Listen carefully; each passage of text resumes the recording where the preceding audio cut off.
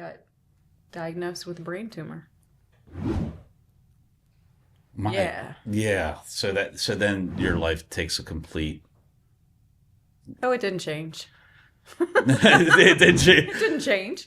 No, you have a choice every day when you wake up, and that is to be miserable or to live life.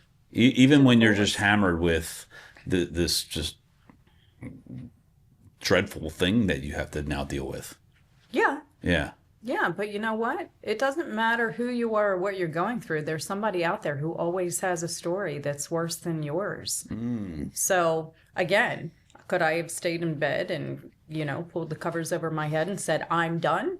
Sure. Yeah. I could have, and I had a pretty darn good reason to do that. You're darn right. But why? That's boring. Let's do something fun. Yeah. And do you are you able to carry that mentality every single day? Every single day. Every single day. Yeah. There's never a bad day. Never a bad day.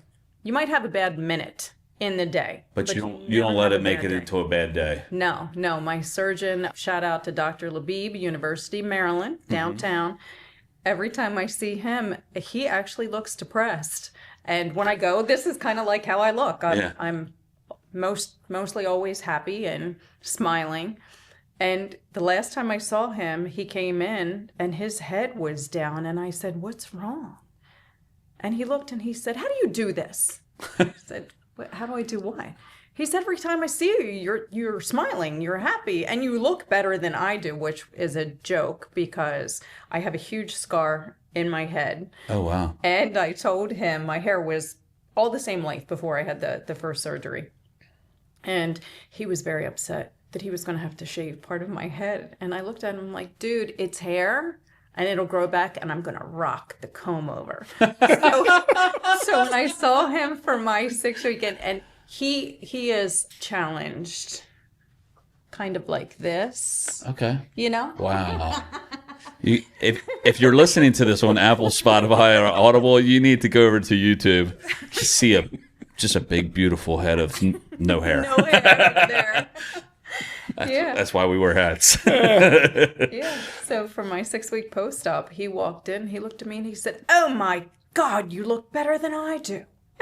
And I laughed and I said, I told you I was going to rock the comb over. There you go. Yeah. So, and again, I do hair, so I'm able to hide my scars pretty good. Yeah? Yeah. If a bad moment comes up, something happens, you're starting to get into maybe a depressed state, or starting to, because it doesn't seem like you stay there that long. What's the fastest way to get out of it? I typically don't even get into those moments. Really? You know what? And life is movement. Movement is life, which is one of those things that I had when I had cancer. When I came home after my cancer surgery, my kids were there, Joe was there, and, my daughter's trying to fluff pillows so that, I could sit down. I couldn't turn my head. It was thyroid cancer. And I was joking, and I said, wow, I kind of feel like nearly headless Nick from Harry Potter because they had cut my throat. Oh, my gosh. And it's not, yes, it was a joke, but that's what I felt like. I'm like, wow, that would be kind of weird, have my head just kind of like fall off. So anyway, but you have to laugh. And I wasn't sitting there thinking, oh my goodness, I have to laugh. It's just, maybe I'm a little bit not right. I told you I was born in 1970. 1970 says not quite right next to it, okay? Right after Woodstock. Yeah. So I went to sit down, and I didn't even get all the way down, and my body was like, no, let's move. And I was like, okay. And I'm like, nope, I gotta walk. And Joe stands back, and again, my kids were there, and Logan says to me, Mom, you need to sit down, like you need to rest. And I'm like, don't tell me what I need to do. I need to go for a walk. So Pierce tends to be a little bit more like my personality. Okay. And he also knows that I'm the mom, and what I say goes. So I looked at him and I said, hey, I got a good read on that. Yeah. I said, hey, Pierce, you want to go take a walk and get the mail with me? And he was like, absolutely. And he stood up and he put his arm out like this. I put my arm in his arm and we walked down to the mailbox. And when we came back, then my body was like, okay, you're good. We can sit now.